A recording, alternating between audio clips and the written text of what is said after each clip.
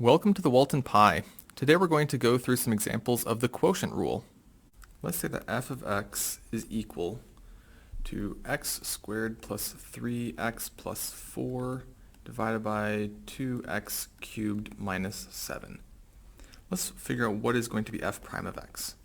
So the quotient rule says it's going to be low d high minus high d low, square the bottom, and off we go. So low d high, that's going to be 2x cubed minus 7 times the derivative of the top, 2x plus 3, minus high, x squared plus 3x plus 4, times the derivative of the bottom, 6x squared, all over the bottom squared.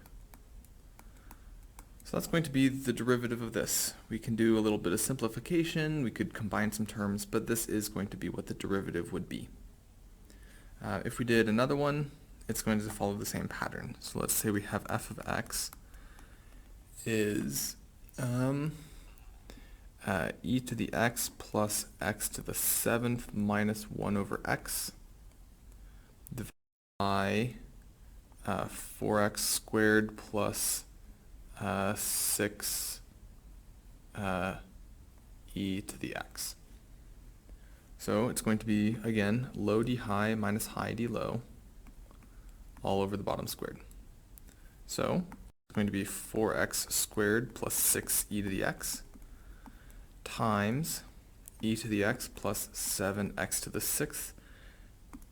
1 over x can be written as x to the minus 1. So that's going to be a minus negative 1 x to the minus 2 minus high e to the x plus x to the 7th minus 1 over x d low 8x plus 6e to the x all over the bottom squared.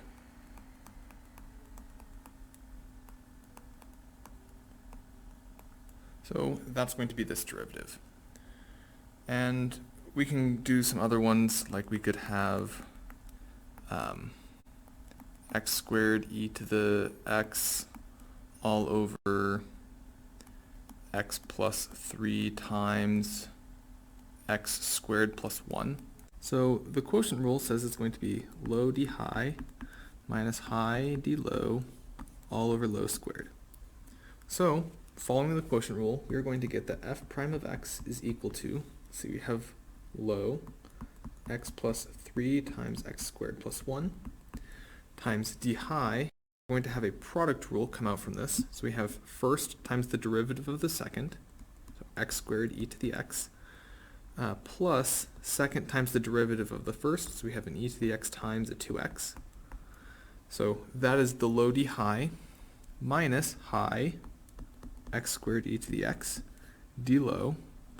So again, we're going to get a product rule. First times the derivative of the second, so x plus 3 times 2x, plus second, x squared plus 1, times the derivative of the first, which is 1, all over the bottom squared. So x plus 3 squared, x squared plus 1 squared.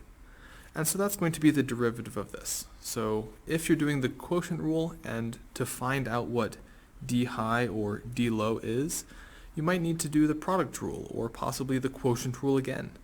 So all of these things can get nested together, and so that is how you would find the derivative of x squared e to the x over x plus 3 x squared plus 1. I hope you enjoyed this video and that it was helpful for you. Please check out some of my other videos, and please like and subscribe if you have not already so I can continue to make these sorts of videos. Have a great day and good luck with the rest of your math.